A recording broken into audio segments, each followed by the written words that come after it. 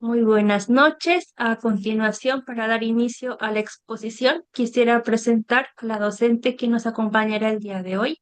Su nombre es Paulette Bernal Tapia, es psicóloga de la Pontificia Universidad Católica de Valparaíso. Tiene un magíster de conducta alimentaria de la Universidad Adolfo Ibáñez. También es diplomada en intervención clínica infanto-juvenil de la UDEVALPO en neuropsicología infantil de la Pontificia Universidad Católica de Chile y en Desarrollo y Salud Integral de Adolescentes de la misma sede universitaria. También es docente de pre y posgrado de la Escuela de Psicología de la Universidad Adolfo Ibáñez, además de ser integrante del equipo del Centro de Estudios de la Conducta Alimentaria de la misma sede estudiantil, además de ser la directora del Diplomado en Trastornos de Conducta Alimentaria aquí en ADIPA. Dicho esto, agradecemos a la docente por acompañarnos y le damos el paso para que inicie con su presentación. Muchas gracias, Marí. Bienvenidas, bienvenidos, bienvenidas todos. Bueno, ahí ya se realizó mi presentación. Te aprovecho también de presentar que tenemos una de las nuevas docentes del diplomado también presente en la clase de hoy día y que probablemente este tema también lo va a tomar de una u otra manera en su clase. Vamos a empezar a compartir entonces para poder empezar a hablar de este temón. Es un tema, pero que claramente en una hora no vamos a alcanzar a abordar completamente, pero vamos a hacer el mejor esfuerzo por al menos plantear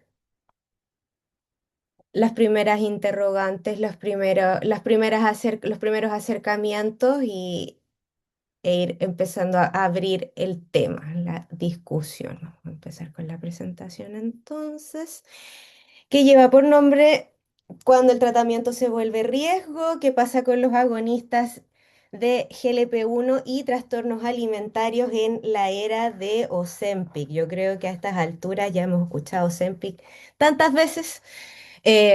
Bueno, la cantidad de cosas que vamos a tener que hablar, yo creo que al final vamos a tener que dejar las preguntas, pero vayan dejándolas a medida que vayan apareciendo y al final vamos a ir tomando sus interrogantes para ir viendo que podemos ir, como les digo, ir armando y qué cosas también vamos a tener que ir integrando ya de camino al inicio al diplomado de abordaje multidisciplinario de trastornos de la conducta alimentaria que ya parte en septiembre. Entonces vamos a analizar la intersección clínica entre el uso de agonistas GLP-1 y los trastornos de la conducta alimentaria para orientar decisiones de manejo interdisciplinario seguras. Aquí yo no quiero demonizar nada ni endiosar nada. Eso también es súper importante. Identificar criterios de cribado de historia de trastornos alimentarios y señales de mal uso de GLP-1 en la práctica clínica. El uso conlleva, pareciera, el mal uso, así que tenemos que formarnos. Esto no, como digo, no termina. Yo mañana también voy a ver, yo asisto a como oyente a un seminario sobre este mismo tema porque es algo que vamos a tener que ir integrando y también es el desafío para nosotros ya especialistas el seguir indagando en estos temas. A ver, pero primero tenemos que saber qué ha pasado. La prevalencia de trastornos alimentarios está aumentando. Eso es una constante que se está viendo en los últimos 20 años, casi 30 años, y se mantienen ciertas ideas estereotípicas respecto de los pacientes con trastorno alimentario, también reforzado hasta cierto punto por las cosas que están sucediendo actualmente, por los modelos de extrema delgadez que estamos viendo, pero la verdad es que menos del 6% de los pacientes con trastorno alimentario están médicamente por debajo del peso normal. O sea, ahí tenemos que detenernos y dejar de asumir que el trastorno alimentario se va a ver en el tamaño de una persona. También podría pasar si lo llevamos a pesos superiores, pero aquí creo que es importante para no pensar sobre todo de cara a los trastornos restrictivos, que se suele pensar que solamente se presentan en personas delgadas. Tenemos altas tasas de subdiagnóstico en personas con IMC normal o elevado, una también de las problemáticas de basarnos en el IMC todavía como una medida de salud, y eso invisibiliza a personas que pueden presentar trastornos tan graves como la bulimia nerviosa o la anorexia nerviosa, mal llamada, si ustedes me preguntan, atípica. Y también además, por el lado de la obesidad, tenemos una vinculación con trastornos por atracón, no en la mayoría de los casos, pero sí hay una relación que es importante observar y el riesgo metabólico. El riesgo metabólico también se mantiene, o sea, puede extenderse a otros trastornos de la conducta alimentaria y también a conductas de dietantes crónicos o estas bajadas de peso constantes, subidas y bajadas constantes que podemos, o sea, que lo consideramos nosotros el weight cycling, que son términos que profundizamos más en el diplomado, que también presentan un riesgo metabólico y son parte de un metabólico importante, un riesgo cardiovascular y otras problemáticas que hacen que trastornos de esta naturaleza sean altamente complejos y que requieran también un abordaje especializado y una intervención responsable. Ahora, ¿qué pasa con los GLP, la regulación del apetito? Esto ha sido, pero la maravilla, o sea, la última innovación, la última revolución de la salud metabólica y esto no es una cuestión que sea solamente marketing, digamos, sino que también hay efectos reales en el abordaje de la diabetes tipo 2, ya que se observa una regulación de, el metabolismo de forma importante. ¿Qué pasa con el apetito en particular? Se activa, se hace una activación de las hormonas que están involucradas en la supresión del apetito y además se hace se inhibe la corteza frontal, sí, sí, la corteza frontal medial y eso hace que se ocurra una inhibición en la búsqueda del alimento. O sea, no es solamente que yo no sienta hambre, sino que tampoco voy y como, digamos, si estoy sintiendo lo que llamamos hambre emocional.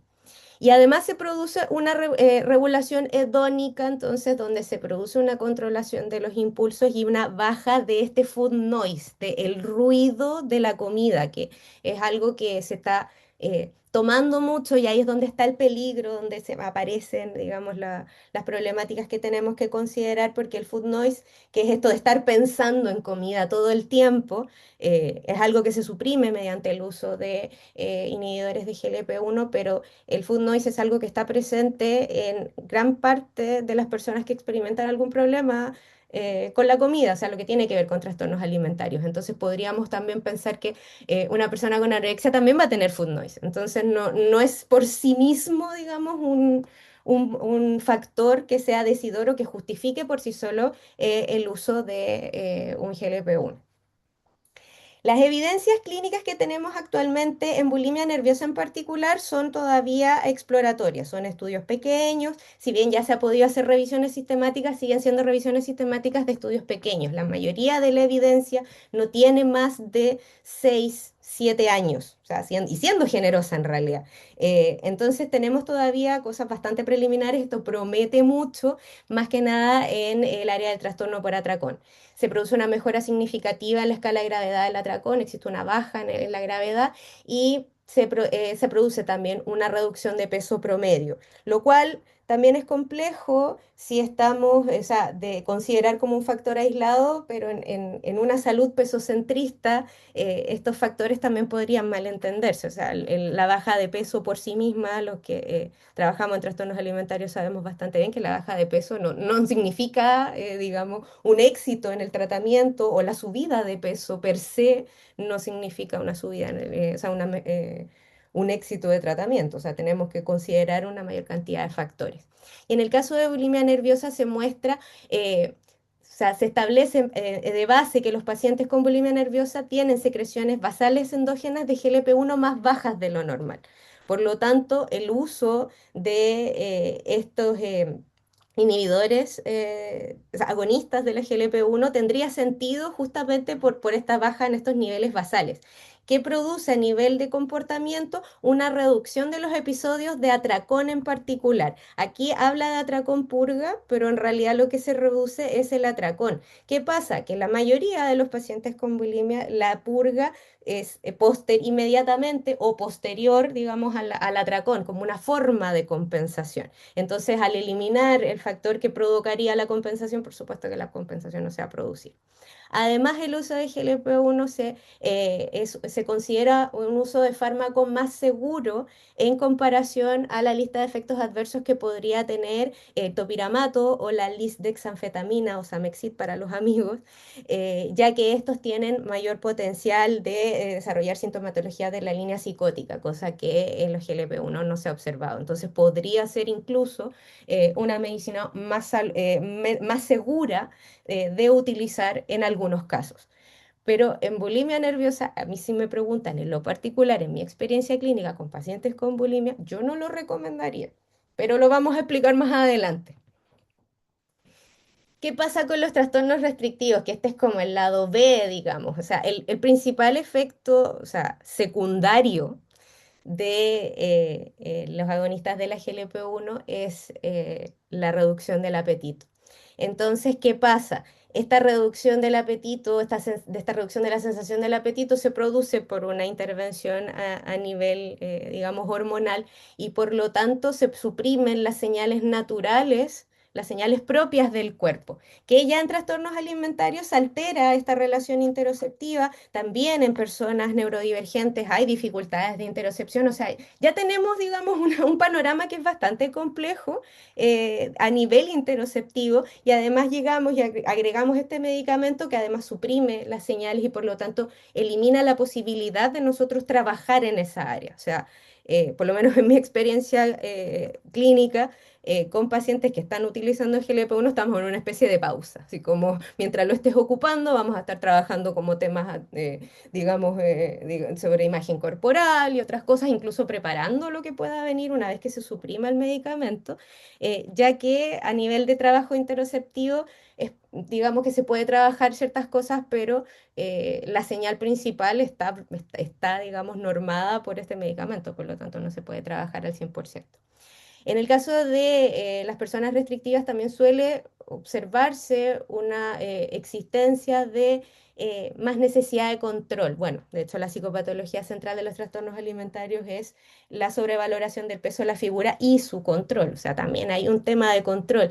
Y el tener acceso a este tipo de medicamentos podrían prestarse, digamos, como una herramienta para sostener procesos restrictivos extremos, entendiendo que el cuerpo se resiste a los procesos restrictivos, porque la restricción es igual muerte para el cuerpo. Se va a resistir de todas las maneras. Entonces, si tenemos un medicamento que suprime esa respuesta normal del cuerpo ante la restricción alimentaria, se podría sobrepasar esta barrera inicial para poder sostener procesos restrictivos de mayor tiempo que a través de la restricción misma se puedan sostener. En tanto, la restricción provoca muchos síntomas de la anorexia. Y al mismo tiempo, la facilitación de purgas, en tanto, efecto secundario de este uso de medicamentos son vómitos, que es una experiencia en realidad bastante desagradable. Pero también tiene que ver con ciertos alimentos que consumen, entonces, y por el lentecimiento de la motilidad gástrica, o sea, tiene que ver con alimentos, por ejemplo, que son altos, o sea, son altamente calóricos, altos en grasa, y esto en el caso de personas que hayan tenido en algún momento algún historial de conductas purgativas, podría reactivar síntomas o podría en el fondo generar este mecanismo que facilite el desarrollo de conductas alimentarias alteradas, porque en el fondo lo que se instala es el síntoma. O sea, la persona no vomita quizás con voluntad, pero ya existe instalado el mecanismo del vómito y tiende quizás a naturalizarse un poco, lo cual es muy, muy, muy peligroso, entendiendo que existe un riesgo metabólico altísimo y un riesgo cardiovascular altísimo derivado justamente de las purgas repetidas, digamos, en el tiempo. Y lo que refiere a la anorexia nerviosa típica es lo más problemático porque nos plantea el pesocentrismo como el problema central, entendiendo que la anorexia nerviosa típica, la única diferencia que tiene con la anorexia nerviosa a secas en términos de criterio de CM5 es el IMC, o sea, que se produce en una persona con un IMC normal o incluso alto y que la pérdida de peso en la gran mayoría de los casos deja a esta paciente o a este paciente todavía dentro de rangos normales de IMC. muy riesgoso, ya que la desnutrición o sea, la desnutrición tiene el mismo efecto en el cuerpo en el que se ve. La pérdida rápida de peso tiene el mismo efecto en cualquier tipo de cuerpo en realidad. Entonces, el riesgo de indicar pérdida de peso a un paciente y evitándolo en un otro porque sería un síntoma de trastorno alimentario es donde se produce la inconsistencia central. Entonces, esto puede provocar que se lea la baja de peso, incluso una baja de peso acelerada, como una respuesta positiva al tratamiento, cuando en realidad lo que puede estar haciendo es exacerbando o creando el ambiente perfecto para que se desarrolle un trastorno de la conducta alimentaria, lo cual eventualmente nos sobrecarga los sistemas de salud, porque esto es por intentar solucionar algo termina causándose un problema más a largo plazo. Nuevamente es algo que vamos a ver en esta diapositiva. En esta diapositiva yo planteo un caso clínico que se publicó el año pasado.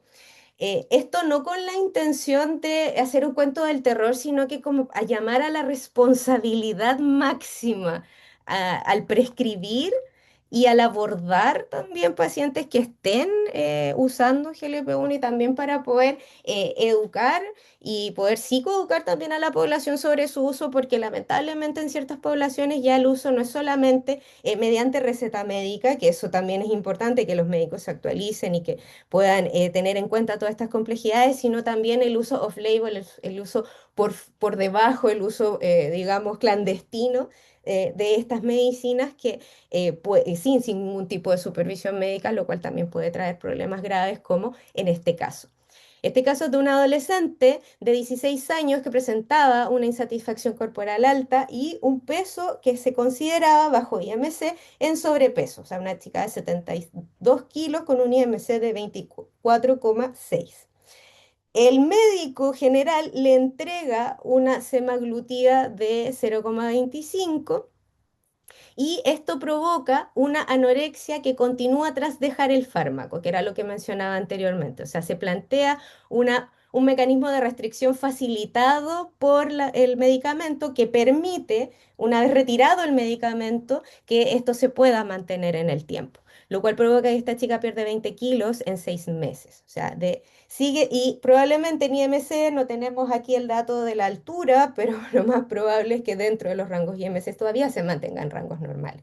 Pero una baja de 20 kilos en 6 meses deja, o sea, causa estragos a nivel metabólico. ¿Y qué sucede? Ella ingresa con una bradicardia extrema y un derrame pericárdico. O sea, a nivel de salud cardiovascular se agrava muy rápidamente. Además, los adolescentes y los niños suelen agravarse mucho más rápido incluso que los adultos. Y esto provoca en el futuro una segunda hospitalización posterior a la primera, producto de una recuperación de peso que provoca una crisis a nivel psiquiátrico. Y esto por intentar solucionar un problema que probablemente era de imagen corporal y no de salud, se termina creando un problema de salud pública mucho más grande. Esto termina en dos hospitalizaciones diferentes, o sea, una sobrecarga al sistema de salud, una sobrecarga económica a la familia, en el caso que haya sido una hospitalización pagada, y esto por el ideal, digamos, de belleza que impera y por personas o médicos que prescriben medicamentos sin tener en cuenta lo complejo que puede ser digamos, el mecanismo de restricción alimentaria facilitado por esto, sobre todo en adolescentes. Yo aquí quiero ser bien enfática sobre todo con el uso en adolescentes porque es donde se está promoviendo más. Actualmente en TikTok es donde tenemos mayor cantidad de hashtags y de experiencias referentes al uso de estos fármacos y lo cual motiva a otros a utilizarlos prescritos o no prescritos en el fondo. Entonces aquí es otra de las instancias que a nosotros nos preocupa a nivel de impacto, y aquí hay un estudio que lo ilustra, que es también del año pasado, donde se examina a más de 1.500 adolescentes y hombres jóvenes de entre 15 y 35 años en Canadá y en Estados Unidos. Y aquí casi un cuarto de estos hombres y jóvenes estaban utilizando medicamentos de la línea de la semaglutida, liraglutida y etcétera, Ozempic, sin prescripción profesional. Y además el uso del medicamento se asoció directamente con mayor psicopatología a nivel de trastornos alimentarios. O sea, teníamos puntuaciones de EDQ, que es una entrevista y un cuestionario también que nosotros utilizamos para complementar el diagnóstico de trastornos alimentarios. Y bueno, las conductas de purga mediante vómitos autoinducidos también son sintomatología de bulimia nerviosa. Entonces estamos encontrando un aumento probablemente en la sintomatología alimentaria, esta vez en hombres, que históricamente han sido el grupo que más, y más invisibilizado, digamos, dentro de los trastornos alimentarios. Actualmente estamos con una problemática que está extendiéndose mucho más y se está visibilizando mucho más incluso a través de medicamentos como los agonistas de la GLP-1, que, insisto, bien prescritos para personas que lo necesitan, digamos, en términos de diabetes tipo 2 tiene muchos efectos muy positivos. O sea, y se está explorando sus usos para otros tipos de patología. Y ahí vamos a tener que ver en realidad, porque todo esto también es evidencia emergente. Pero también tenemos estos otros problemas. Esto pasó en Brasil hace no tanto tiempo. Es que una modelo internada con anorexia se le diagnostica anorexia en su proceso de internación después de aplicarse 15 miligramos de retratrutida, que es un símil de Ozempic, liraglutida y semaglutida, que todavía no está aprobado su uso masivo. O sea, además se están consiguiendo medicamentos literalmente aquí por el mercado negro, por cuenta propia, provoca una baja de peso dramática y sintomatología que termina con esta modelo internada. Y no es la primera, ni lamentablemente va a ser la última, que tenga problemas derivados del mal uso de estos medicamentos. ¿Por qué pasa esto? ¿O cuál es una de las problemáticas que podría hacer de puente entre el uso de GLP-1, de un agonista de GLP-1 y los trastornos alimentarios? Es la alteración en la autopercepción, porque se provoca una desconexión que impide que la persona sea capaz de reconocer una baja de peso. ¿Por qué? Porque se parte de la idea de estoy gorda, tengo sobrepeso. Estoy gorda, tengo que bajar de peso. Entonces, la baja de peso, por más que exista, por más que incluso pueda ser evidente y que otras personas se la puedan mencionar, esta persona no es capaz de verla, como que se pudiera plantear una especie de disforia.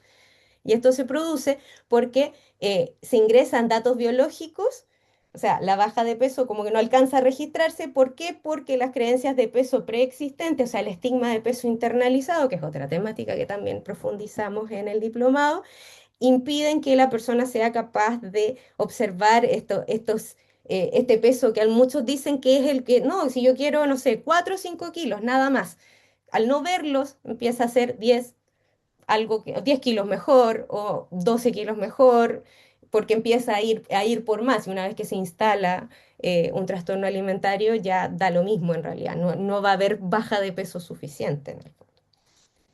Y esto provoca entonces un bloqueo alocéntrico, que se conoce que el cerebro del paciente queda atrapado en este modelo distorsionado del pasado, una autoimagen que pertenece al pasado, que le impide ver la actual y que lo mantiene en esta necesidad constante de restringir para poder mantener o para poder llegar a esta figura corporal ideal que no es visible o que no es lograble a pesar de que el mundo me lo diga, a pesar de que... eh, los pantalones me queden más sueltos a pesar de todo eso. Aquí llegamos al tema más complejo, yo creo que es lo que, como un poco como la IA, o sea, como que esto avanzó más rápido, digamos, que los profesionales que vemos estos temas.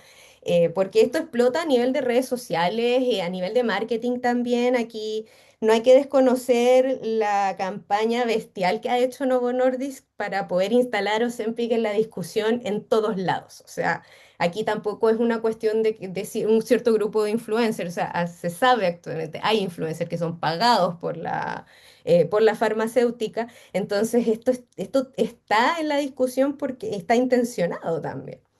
Y esto provoca una viralidad que hace que se genere una necesidad de un medicamento que no se necesita en primer lugar. O sea, no hay que olvidar que este medicamento se creó para y tiene su uso probado y, digamos, validado y valorado por ahora, sobre todo, o sea, por ahora al menos solamente para diabetes tipo 2. O sea, lo que se está promoviendo para la baja de peso, para la obesidad, tiene que ver con el efecto secundario, que es la disminución del apetito y por lo tanto la baja de peso, pero no es el objetivo central, que es la mejora del metabolismo. Muchas personas que están tomando Ozempic, que tenían un metabolismo completamente funcional que no tenía que ser, digamos, arreglado de ninguna manera. Entonces, esto viene desde esta normalización del uso mediante las redes sociales. O sea, este es un fármaco de estricto control metabólico, pero pasa a ser un accesorio estético, esta solución rápida, esto que me inyecto para bajar los 2 kilitos que me sobran y puedo seguir adelante con mi vida. Esto que me da un cuerpo que quizás me gusta demasiado y que quizás quiero para siempre, entonces yo no voy a poder dejar este medicamento. O me deja con la necesidad de yo tener este medicamento que no me puedo pagar, porque actualmente todavía existe una barrera de pago bastante grande para el acceso a este medicamento. Y una vez que no exista, yo no sé si necesariamente van a mejorar las cosas. Entonces es un tema bastante complejo. Lo otro que es una problemática que observamos, o sea, es una consecuencia que observamos en todos los ámbitos de la psicología cuando hablamos de redes sociales, es que se muestra simplemente lo positivo, lo bueno, lo bonito.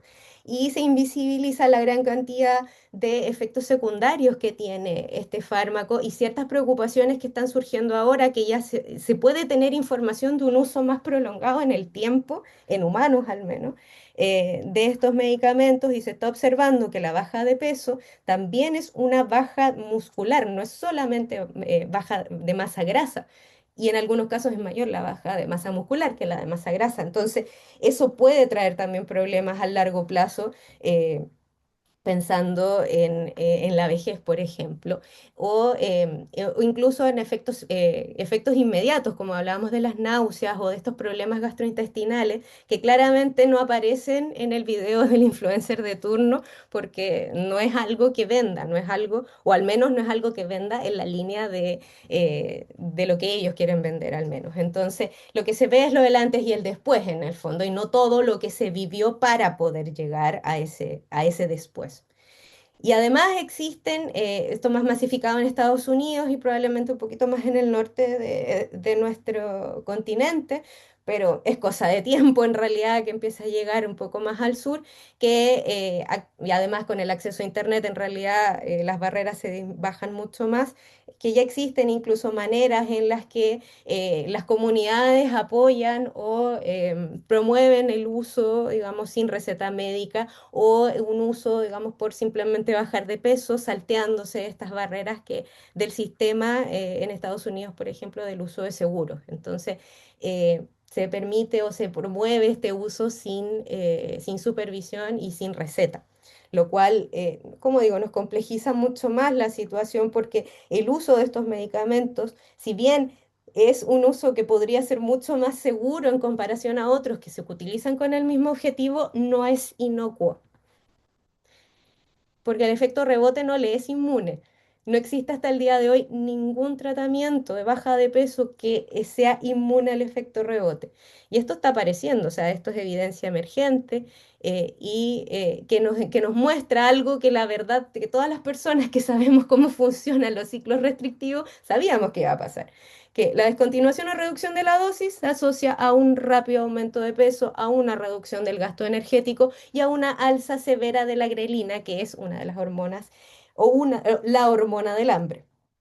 Y esto puede conllevar atracones reactivos, ya que se retira esta sensación de saciedad química y se puede provocar un descontrol, sobre todo en la línea emocional, entendiendo que este medicamento tenía como efecto la reducción del food noise, o sea, puede volver este food noise y con la misma intensidad o mayor a la que tenía anteriormente, producto de un proceso restrictivo, sobre todo en el caso de personas que hayan tenido una restricción más allá de sus necesidades biológicas. O sea, ahí es un cuerpo que está pidiendo recuperar toda la energía que había estado perdiendo y que había estado bloqueada la señal en realidad. Entonces vuelve y vuelve con un volumen aumentado. Por eso se produce este efecto rebote. Y por eso, si estamos hablando en términos de settings de peso, o sea, sí, set points de peso, se podría correr incluso a un peso mayor, entendiendo que los procesos restrictivos tienden a provocar incluso una subida de peso.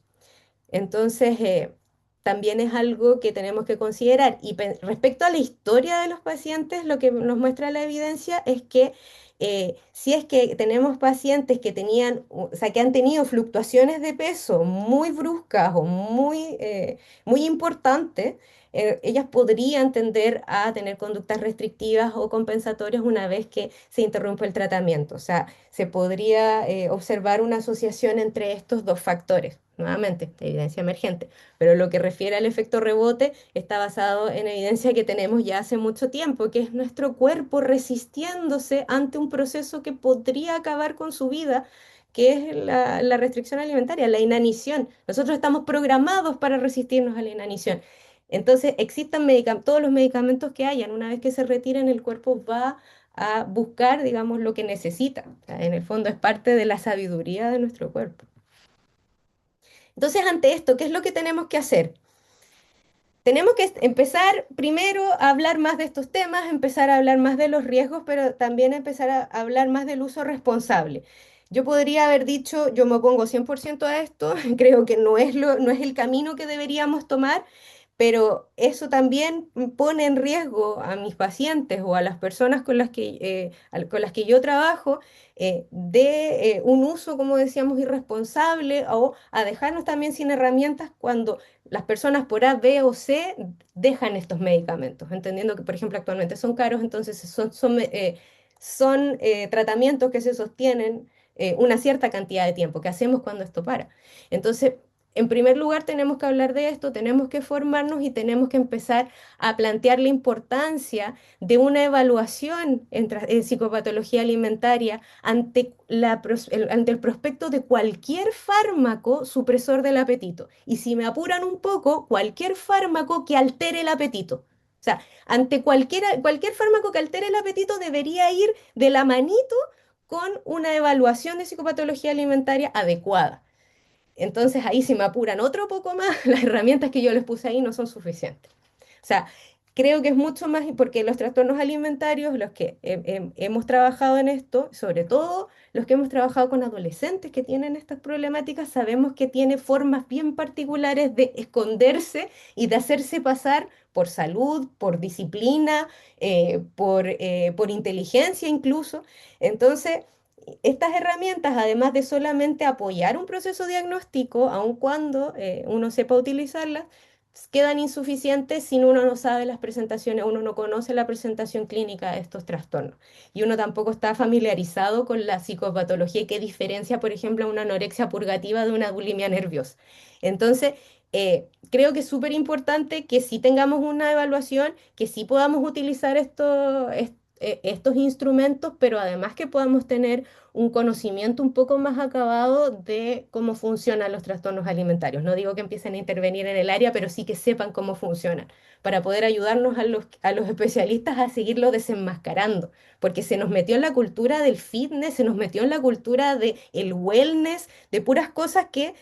porque si ahora nosotros hablamos de cultura de la dieta, que la gente ya tiende a separarlo un poco más, como no, la dieta no, quizás no es lo mejor, pero cuando ya hablamos del bienestar, cuando hablamos del wellness, cuando hablamos de la salud, y ya tenemos los trastornos alimentarios metidos ahí intentando plantear esta idea de restricción como el camino hacia algo, hacia la salud. Entonces tenemos que estar ojo ante estas conductas que parecieran saludables, pero que en realidad no. Y, y además entendiendo que esto está afectando también a hombres, ya tenemos porcentajes mucho mayores en hombres a lo que se veía hace unos 10 años atrás. Entonces también tenemos que saber cómo funciona la psicopatología en hombres, porque no es exactamente igual que en mujeres. No vamos a ver una gran mayoría de hombres esqueléticos, pero sí vamos a ver muchos gym bros que están obsesionados con los macros. Y tenemos que ver cuál es la diferencia entre un hombre saludable que se cuida, que va al gimnasio, que se alimenta saludable, a una persona que está obsesionada con el ejercicio y la alimentación. Entonces, por eso es muy importante. Además de evaluar el historial, y evaluar las fluctuaciones de peso y desórdenes preexistentes también, si existen antecedentes familiares de trastornos alimentarios por una alta heredabilidad y si me apuran otro poco más de neurodivergencia, específicamente déficit atencional y autismo, ya que también tienen una alta relación con los trastornos alimentarios. Al tener una altísima comorbilidad, tenemos que mirarlos siempre, sospechar siempre.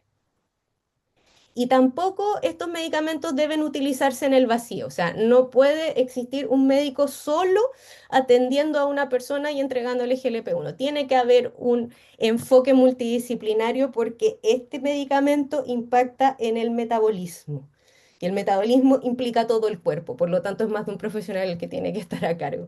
Y porque el abordaje de la conducta alimentaria es multidisciplinario por definición, porque eso es lo que nos permite un éxito, nos permite abordajes exitosos. Entonces no deben utilizarse como monoterapias en poblaciones de riesgo. Tenemos que evaluarlo porque también existen porcentajes de personas con trastorno alimentario que van a necesitar este medicamento por además tener diabetes tipo 2. Entonces tenemos que asociarlos con psicoterapias especializadas y con enfoques asociados a la psiconutrición. ¿Qué tenemos que considerar para interrumpir inmediatamente la dosis de estos agonistas? Pérdidas de peso aceleradas, más de 1,5 kg por semana de manera sostenida, bradiarritmia, mareos ortostáticos recurrentes o síncope. O sea, son síntomas bastante importantes. Aparición o escalada de conductas de purga, vómitos laxantes diuréticos y obsesión severa con el conteo de calorías facilitadas por el medicamento. Estas últimas dos también es súper importante tener manejo de la psicopatología de trastornos alimentarios para poder distinguir cuando la aparición es importante y tenemos que considerarla, o cuando es una escalada que está encubierta y para poder hacer la intervención.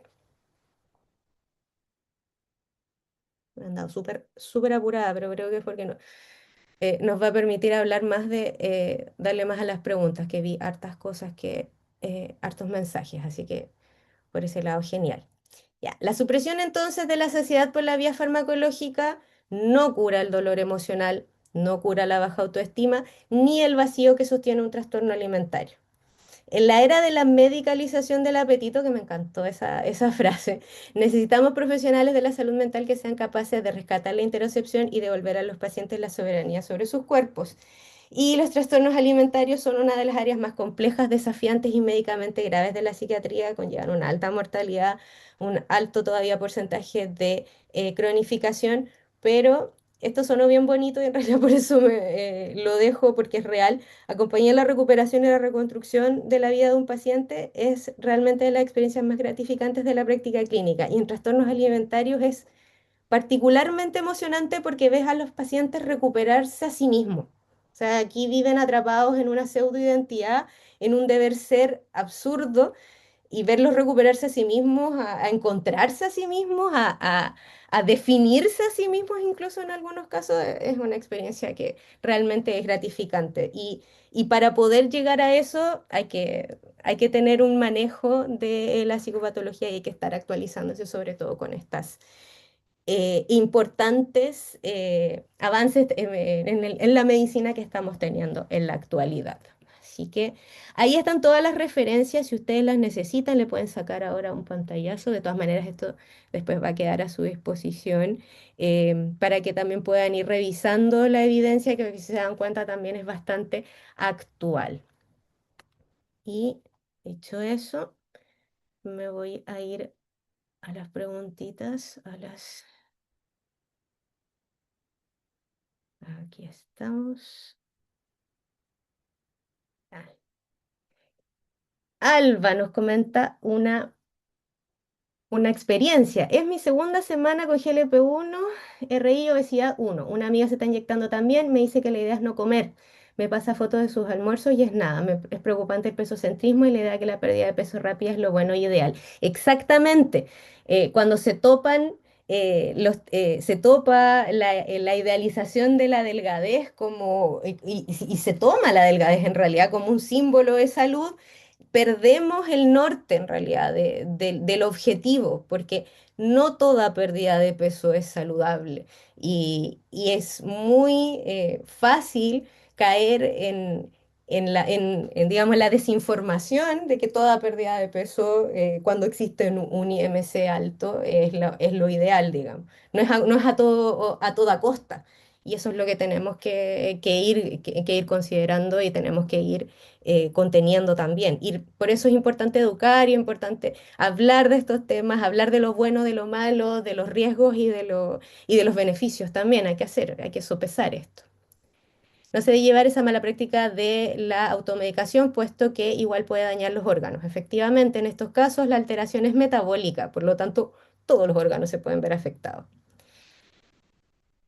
La baja de peso, por ejemplo, supongo que esto tiene que ver con las personas, o sea, con la baja de peso repentina. Las personas con cáncer también bajan de peso repentinamente. Lo hemos utilizado en la práctica clínica, así como nadie felicita a una persona por tener cáncer. Entonces, cuidado también cuando eh, felicitamos a alguien por bajar de peso y no sabemos cuál es el contexto bajo el cual eso, o sea, bajo eso sucedió.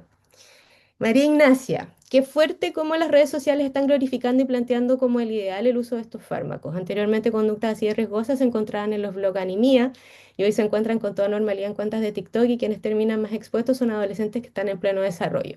Es verdad, en los tiempos del internet más joven había un cierto grado de esfuerzo, o sea, había que llegar a una página en particular, había que postear en ciertos tiempos, además que no había acceso a internet como tenemos actualmente.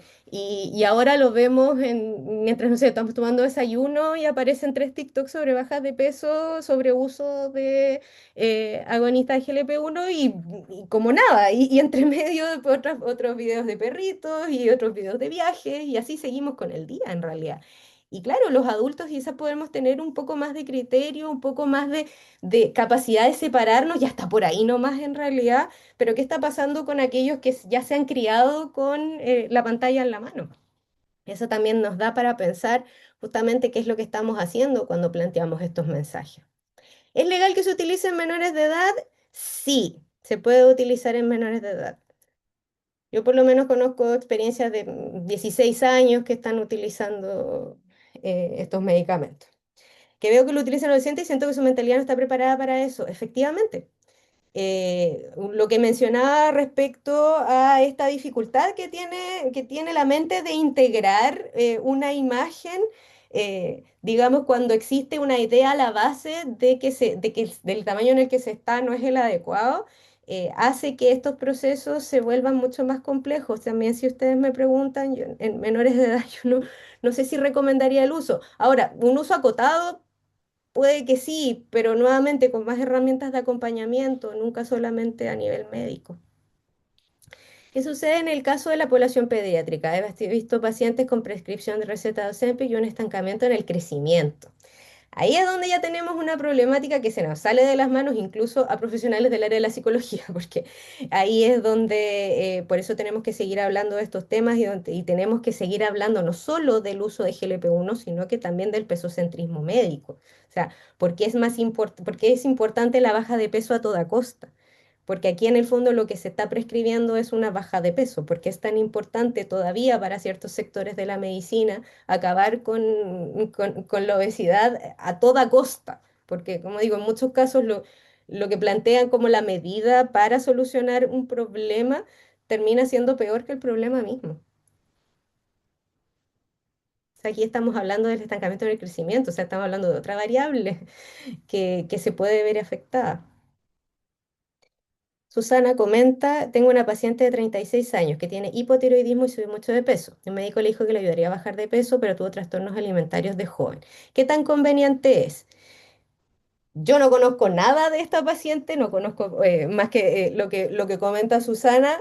Yo creo que esto se tiene que valorar a nivel de equipo multidisciplinario. O sea, aquí tiene que haber una evaluación general y de justamente sopesar cuáles serían los beneficios versus los potenciales riesgos. Y como se mencionaba en la presentación, hacer un abordaje acompañado de este medicamento y que sea algo planificado, que sea algo acotado en el tiempo y si va a ser acotado en el tiempo, cómo se va a iniciar, cómo se va a mantener y cómo va a bajar.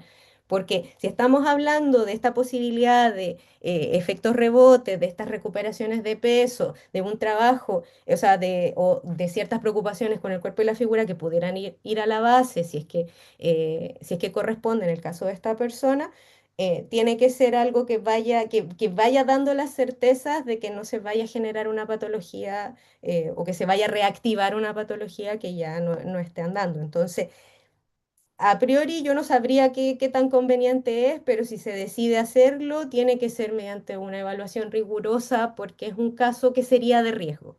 O sea, cualquier persona que haya tenido un trastorno alimentario, un medicamento que altere su apetito es un riesgo.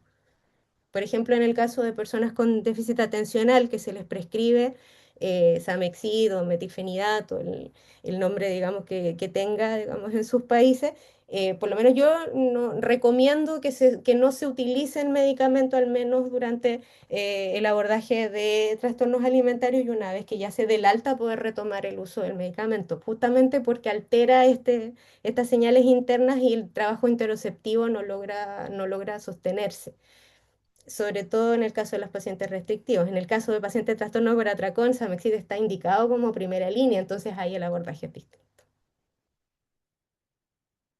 Margarita pregunta, ¿los instrumentos que mencionó para evaluar un caso se pueden aprender de manera autogestiva o recomiendas un diplomado? Ojo, si el caso es muy difícil se deriva, pero siempre es bueno saber.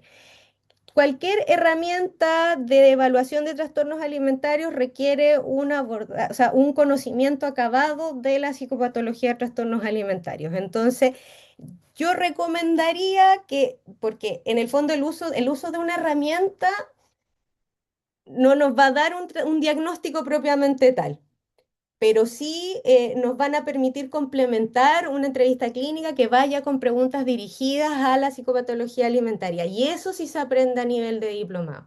Entonces va a depender mucho, porque si estás trabajando quizás en un servicio primario donde vas a ver quizás adolescentes y tienes que derivarlos digamos, a especialidades, los instrumentos más, digamos, un conocimiento de la psicopatología, digamos, inicial podría ayudar a hacer un despeje inicial. Pero si quieres, digamos, profundizar un poquito más, yo recomendaría estudiar, digamos, un diplomado y si ya quieres intervenir, ya quizás a nivel de magíster.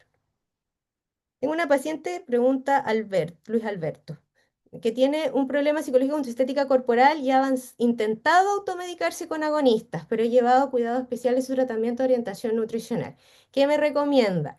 Un trabajo también de fortalecimiento de imagen corporal porque el sacar un poco la imagen de lo estético, empezar a llevarla a lo funcional, tener un enfoque más de como que promueva más el autocuidado desde el respeto hacia el cuerpo, porque eso podría como complementarse muy bien con una orientación nutricional adecuada, porque esa va a ir digamos que ahí cuando uno se alimenta para cuidar el cuerpo cambia la forma en la que uno se relaciona con él mismo. Entonces, desde la psicología yo recomendaría más un enfoque en la imagen corporal, en el fortalecimiento del cuerpo por su funcionalidad, más que por lo estético y también por los vínculos, porque en general se habla mucho de la importancia de la imagen, pero se nos olvida que la mayoría o que todas las personas digamos, de nuestro círculo cercano se relacionan con nosotros por quienes somos, no por cómo nos vemos.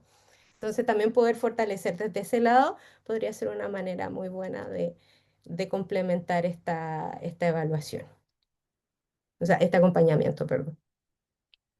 Las barreras rojas para interrumpir el fármaco es presencia de TCA o aunque no haya TCA. Volvemos para atrás. Acá. Como, digamos aquí lo que o sea, si se diagnostica si se diagnostica un trastorno alimentario, tenemos que tener en cuenta qué trastorno alimentario es, porque se habla de evidencia de uso de GLP-1, por ejemplo, para trastorno por atracón.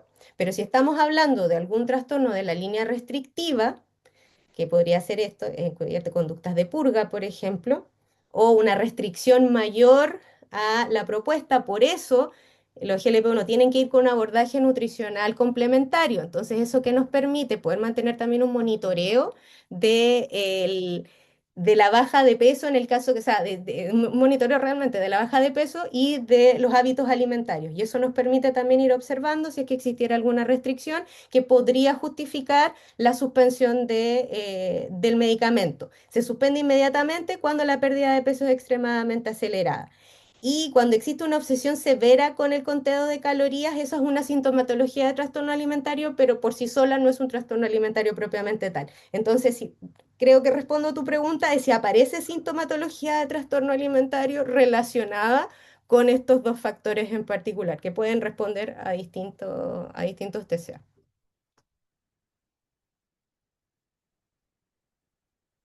Y continúo.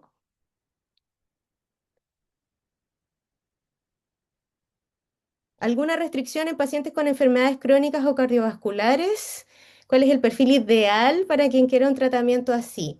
Ya, aquí no me, o sea, esta pregunta no la voy a responder porque creo que no tengo las credenciales para poder hacerlo. Yo creo que ahí a nivel médico tienen que hacer una especie de valoración, porque según lo que vi en investigaciones, incluso se habla de potencialidades a nivel cardiovascular, o sea, que podría ser beneficioso. Pero no sé en qué casos, ahí en particular podría haber una contraindicación o no, ahí ya desconozco. El perfil ideal para el paciente que requiriera un tratamiento con GLP-1, así como ideal, sería un paciente que tenga diabetes tipo 2 y que no tenga ninguna alteración de conducta alimentaria y una buena relación con su imagen corporal. Ese sería como el paciente ideal para poder ocupar agonistas de GLP-1, si me preguntaran.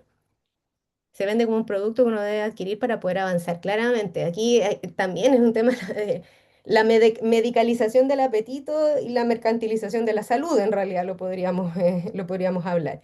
Y lo que menciona Carolina es real, hay médicos que lo están prescribiendo de manera crónica en dosis baja para evitar el efecto rebote, porque no hay otra manera de sostenerlo. Y esto es riesgoso a mi parecer porque todavía no se sabe qué pasa si los utilizamos a largo plazo. Entonces, las personas que lo están utilizando a largo plazo básicamente son sujetos de estudio de sí mismos. Entonces, eso a mí me choca a nivel ético, pero es lo que está sucediendo en realidad. En pacientes en manejo con análogo de GLP-1 durante el proceso de tratamiento se identifican signos de debut de trastorno de la conducta alimentaria. ¿Has tenido experiencias en relación a su manejo que no presentan banderas rojas para su suspensión inmediata? Sí, una vez me pasó con una paciente que además, en un caso de autoprescripción también, y ahí lo que trabajamos fue en realidad la necesidad del uso del medicamento, eh, porque en el fondo si era para bajar un par de kilos, realmente digamos, el coste de aquello podía ser más alto porque al final generaba esta obsesión que quizás no es extrema, pero sí es constante respecto a la imagen. O sea, al aplicar un uso o sea, un GLP-1 en el fondo no estamos solucionando, como decían las diapositivas, si yo tengo un problema con mi imagen o tengo un problema con mi cuerpo en realidad. Porque la baja de peso, eh, por más que los trastornos alimentarios prometan que es la solución a todos los problemas, realmente no lo es, lejos de hecho. Entonces lo que hablamos fue más fortalecer a la persona más allá del uso del medicamento y establecer realmente cuál era la necesidad de este respecto al objetivo que se estaba teniendo. Entonces, como para poder ir conteniendo un poco la situación, porque hay gente que lo está utilizando y que realmente está teniendo buenos efectos, pensando, por ejemplo, en personas con diabetes tipo 2 que sí tengan conductas alimentarias alteradas, que es bastante más común que en realidad que no. Entonces ahí podríamos pensar y sopesar en realidad beneficios versus, digamos, las desventajas y poder fortalecer la parte del autocuidado y nuevamente, como lo mencioné anteriormente, eh, el cuidado del cuerpo por su funcionalidad y por su capacidad más que por la estética, como para poder ir conteniendo también el uso del medicamento. Y si todo fallara, yo la verdad es que podría amenazar con quitar un medicamento si es que veo también que digamos, no funciona, digamos, la motivación por este lado, digamos. Pero hay que tener en cuenta que todavía los riesgos, sobre todo en población adolescente, son muy altos. Jordanka comenta, soy nutricionista y siempre he pensado que un peso saludable no solo se logra con conocimiento, se necesita un apoyo psicológico que permita resignificar la relación con la comida. Sí, además que crecemos con muchos también como ideas preconcebidas respecto de la alimentación, muchas creencias también a la base, muchas, actualmente una sobrecarga de información absurda que, claro, teniendo toda la información, ¿dónde queda justamente cómo nos relacionamos con nosotros en el día a día? Entonces, sí, apoyo completamente lo que mencionas, Jordan. Cuando un paciente no quiere crear hábitos saludables porque no los considera importantes, solo desea bajar de peso, ¿qué tan recomendable es el tratamiento de GLP-1? Nada recomendable, la verdad. Porque ahí en el fondo lo que caemos es en la solución mágica que menciona Alba abajo. Lo que es más fácil que se siga una alimentación saludable, pero claro, no quema grasa por sí sola. Pasa con muchos pacientes, menciona María Isabel. Sin embargo, la educación alimentaria, nutricional y acompañamiento psicológico es fundamental, puesto que es necesario explicarle y hacerle entender al paciente que el uso del fármaco será pasajero y el efecto rebote será grave. Por lo tanto, toca hacerle ver la importancia de los hábitos para el mantenimiento del bienestar y salud nutricional y psicológica. Lo ideal sería que hasta que el paciente no entendiera, es que no se le autorizara el tratamiento con el fármaco. Eso sería el ideal. Yo también estoy ahí de acuerdo con María Isabel, o sea, no es para nada recomendable. Ailín, soy nutricionista de Chile y desde mi época de pregrado he visto un aumento del uso de medicamentos para patologías como la diabetes, dislipidemia y otros sin prescripción médica acompañados de TCA. Y hoy en día dichos pacientes evolucionaron a los análogos de GLP-1. Sí, este problema no es nuevo. Lamentablemente no es nuevo. Antes pasaba con la metformina, ahora está pasando con, con el GLP-1. Sí, eso es una lamentable realidad y por eso nuevamente el esfuerzo aquí es que podamos llegar a más gente con esta información, a que haya más gente formada en trastornos alimentarios, porque eso va a alivianar a todo el sistema de salud, en mi país y en sus países también. Entonces, prácticamente un favor que les estamos, casi, casi un hecho patriótico, si me preguntan. Es importante e interesante, comenta Ricardo, el hecho de que comenta que si el paciente sube o baja de peso no es un indicador fiable ni fin de la misma psicoterapia, puesto que son más que eso. En ese sentido es importante comprender el funcionamiento que tiene el paciente y su significado en su experiencia. Exactamente. El riesgo del nombre trastornos de la conducta alimentaria es que nos puede inducir a error. O sea, una vez que no haya conducta alimentaria alterada, o sea, visible, el paciente está bien y realmente no. O sea, lo que trabajamos después son las cogniciones asociadas, los sentimientos asociados. Por eso también se trabaja la relación con el cuerpo. Xiaomi, que supongo que era su celular y no su nombre, y si no, y si es su nombre, perdónenme. ¿Qué opina de cómo se relaciona todo el movimiento de Body Positive que surgió en la pandemia y que ahora muchas celebridades actualmente usaron y volvieron virales estos métodos? ¿Cómo se relaciona con la proliferación del TCA y ahora adorar la extrema delgadez? Te puedo hacer un curso completo solamente con ese tema. Eh, no me podría, no, o sea, no pondría como que, o sea, como en una relación directa quizás el body positive respecto a lo que está pasando ahora, eh, porque ya en pandemia el body positive estaba cooptado por la cultura de la dieta. Entonces aparecieron muchas personas que promovieron este tema, el cuerpo es lindo en el tamaño en el que sea, para después poder disminuir en tamaño y decir, bueno, el cuerpo es lindo en el tamaño en el que sea. Y creo que al final esto más que con el hecho mismo tiene que ver con cómo esta cultura de la dieta ahora, cultura del bienestar, del wellness, del fitness, se ha ido apropiando de términos que estaban intentando reivindicar justamente al ser humano, a la diversidad corporal y a digamos, a la salud en general, porque cuando estamos hablando de delgadez o de tamaños corporales, estamos hablando de parámetros físicos, no estamos hablando de lo que pasa a nivel de salud mental. Entonces, creo que partió desde ahí y después ya podemos hacer un análisis de cómo los regímenes autoritarios o estas democracias más autoritarias que están surgiendo también tienen una relación con esta norma o normalización o normación de los cuerpos. Entonces, como digo, podríamos hacer un curso completo de esto. De hecho, tengo una colega que también es profesora de este diplomado, Pajaristía, que justamente hace un curso completo sobre imagen corporal y cómo esta ha ido respondiendo justamente a lo que ha ido sucediendo, a la cultura, digamos, y a los avances que ha tenido. y que podría, yo creo que abordar este tema mucho mejor que yo. Geraldine dice, lo que mencionaste sobre los gym bro y esta cultura de ponerle a todo proteína se siente como un camuflaje de los trastornos alimentarios como anteriormente lo era comer basado en plantas. Me parece interesante el cambio, ya que ahora comer carne y huevo para tener prote es ideal y los influencers lo venden en redes sociales como anteriormente era ser vegano. Muy interesante tu punto de vista, Geraldine. De hecho, creo que le has dado realmente un temazo actualmente, que también tiene que ver con esto del bienestar. O sea, ahora el bienestar tiene que ver con el consumo de proteínas. Tienes que comer proteínas. Y si tienes problemas en los riñones y comer proteínas no es lo ideal, bueno, esa información no te la contamos porque te vamos a contar solamente lo positivo. Y ahí es donde viene el problema de informarse por redes sociales. Yo siento que las modas van rotando. El veganismo no es una dieta, pero la vendieron como una. El uso del gluten también entre medio estuvo por ahí, la alimentación orgánica también sigue estando. Todas estas cosas vienen como estas maneras de intentar normar la forma que tenemos de relacionarnos con nuestros cuerpos, los alimentos que consumimos, las modas que deseamos y en qué también estamos ocupando nuestro dinero. Porque piensen también, justamente ahora que probablemente las proteínas animales están en el nivel más caro de la existencia, es que se han promovido para su uso. Anteriormente creo que también fue parecido con las plantas. Entonces también hay que pensar en eso, qué pasa a nivel económico, que también se están promoviendo estas cosas. Se está analizando el uso crónico con dosis de mantenimiento. ¿Qué opinan de esto? Uf.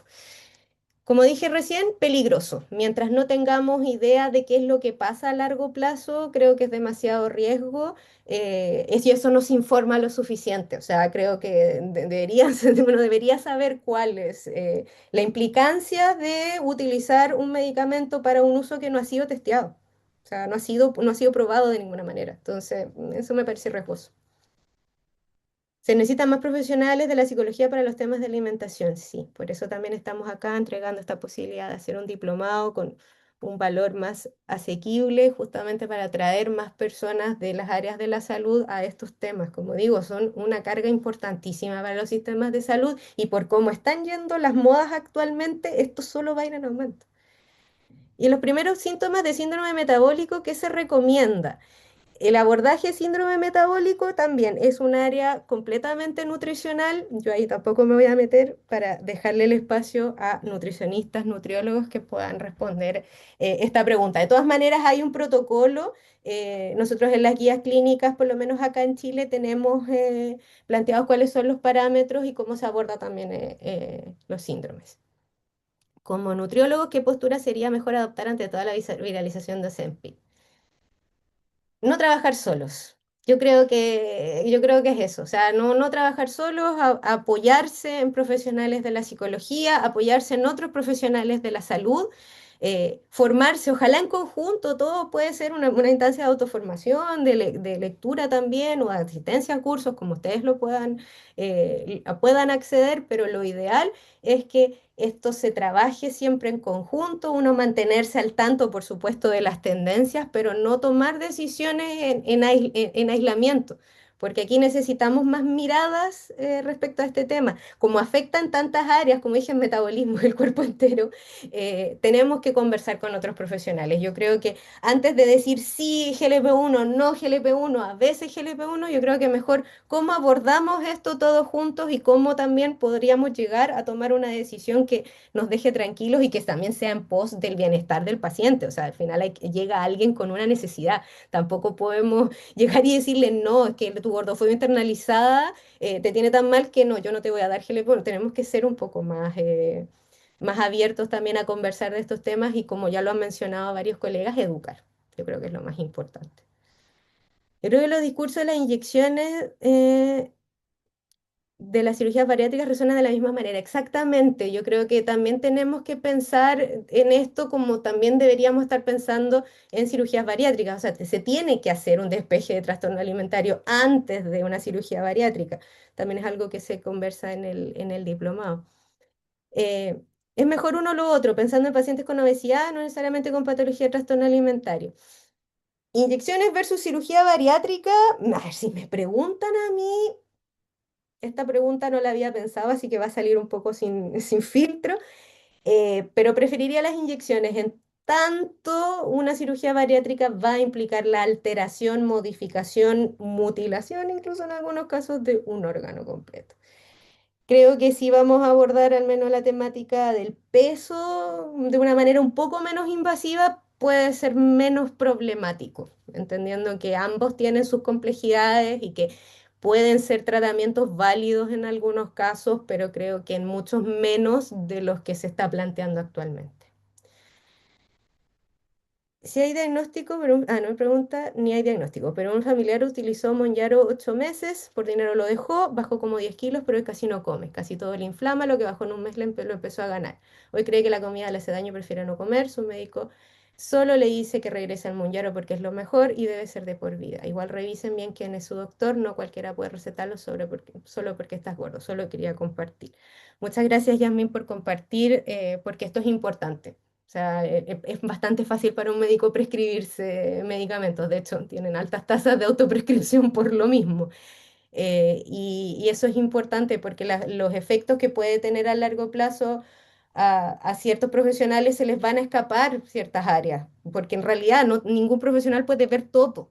Entonces, por eso hablo mucho del abordaje multidisciplinario. Si ustedes quieren tomar un medicamento de este tipo, véanlo en equipo, véanlo en un sostén, en una red que pueda sostenerlos en el caso de que esto no resulte tan bien, porque estamos hablando de algo que es muy riesgoso. ¿Qué se sabe de las neurodivergencias como la doble excepcionalidad en cuanto al uso de Ozempic similares y en adolescentes neurodivergentes? Yo creo que van a pasar unos cuantos años antes de que tengamos ese nivel de información, porque la doble excepcionalidad con suerte se estudia por sí misma. Para pensar incluso en este nivel de relación, de hecho no hablamos de doble excepcionalidad y trastornos alimentarios, que podría ser también bastante relevante, y en adolescentes neurodivergentes tampoco hay, hasta donde yo sé por lo menos no se ha hablado de estudios todavía tan específicos. Lo peor de los negocios de centros de venta de recetas debería de regulación legal, exactamente. El uso con pacientes de la resistencia a insulina, ¿qué tan beneficioso en su uso a corto y a largo plazo? En el caso de la resistencia a la insulina, creo que si bien esto yo no lo manejo, por lo que he conversado también con las colegas, y si está la Carolina por ahí, sería ideal que me ayudara con esta pregunta. Creo que hay intervenciones que son mucho menos eh, digamos, invasivas y mucho más efectivas para la resistencia a la insulina antes de pensar en un medicamento de este tipo, pensando también en el coste asociado que esto pueda tener. Tengo 20 años y creo que estamos viendo en un momento en que queremos resolver todo rápidamente, queremos sentirnos mejor rápido, bajar de peso rápido. Esto también se refleja en el crecimiento de los medicamentos psiquiátricos, en el uso de medicamentos como GLP-1 para conseguir una pérdida de peso significativa en poco tiempo.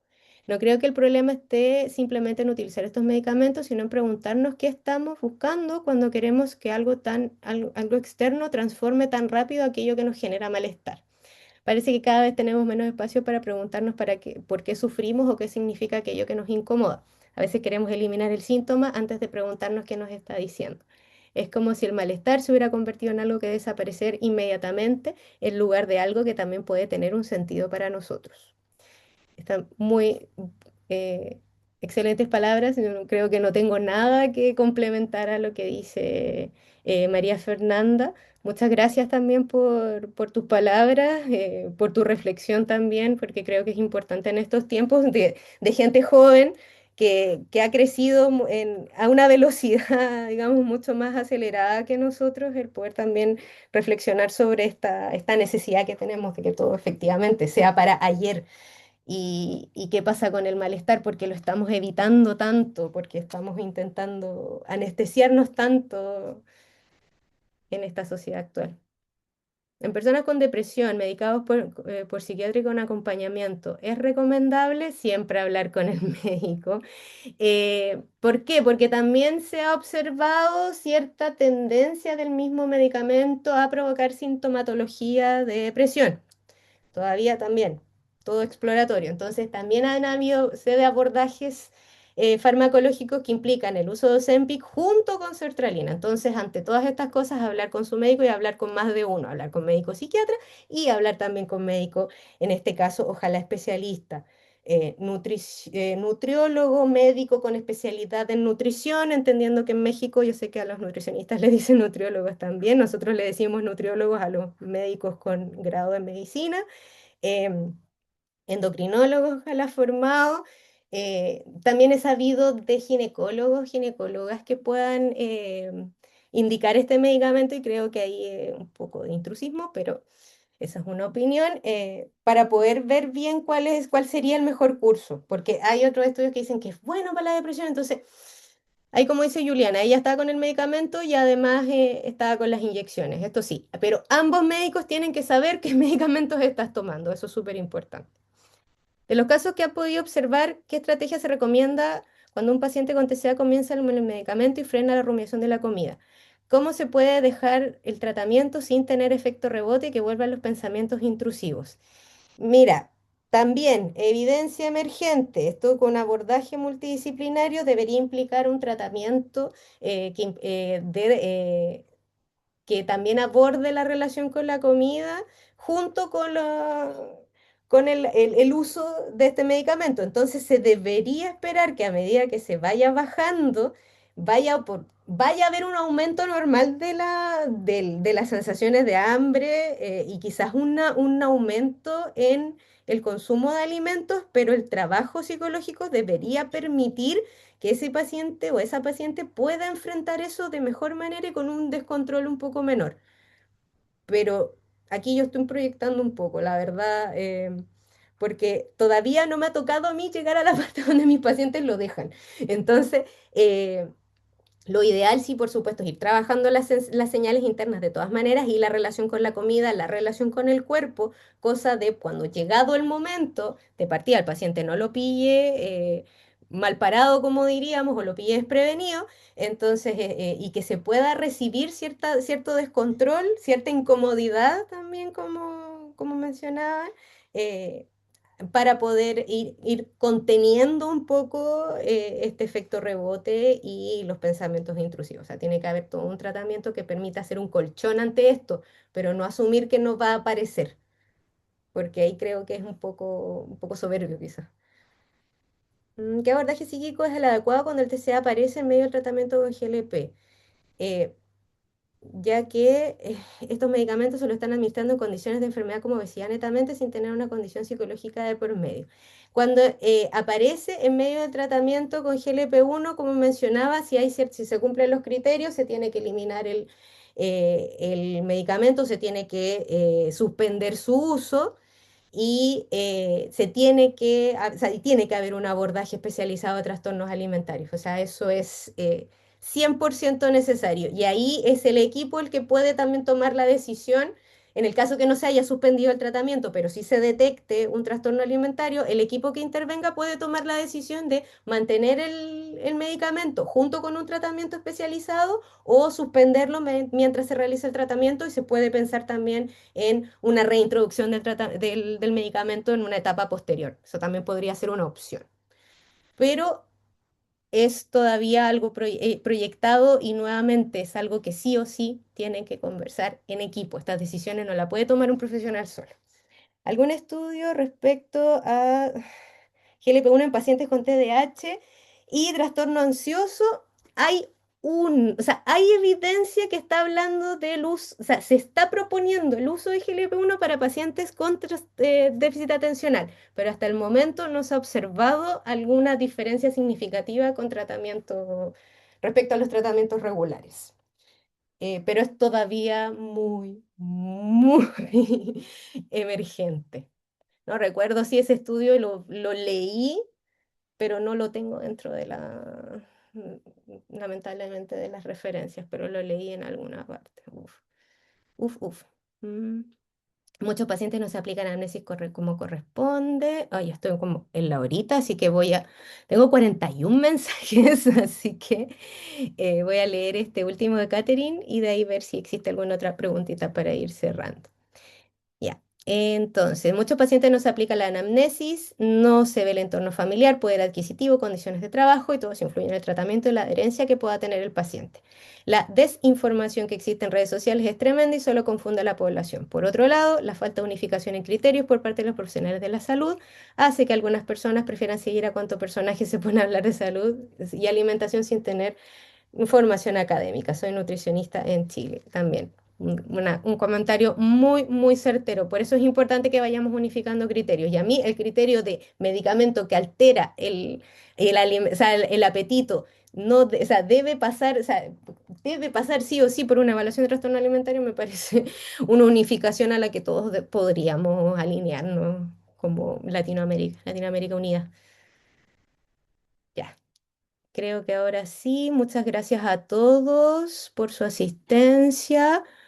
Em, Aquí, nutricionista de Chile. Me dio una paciente que está usando un par de meses Ozempic con estancamiento de peso. Y esa es otra de los efectos que está teniendo, ¿ah? No, que la baja de peso en algún momento se estanca. Eso también es algo que se está observando en los estudios.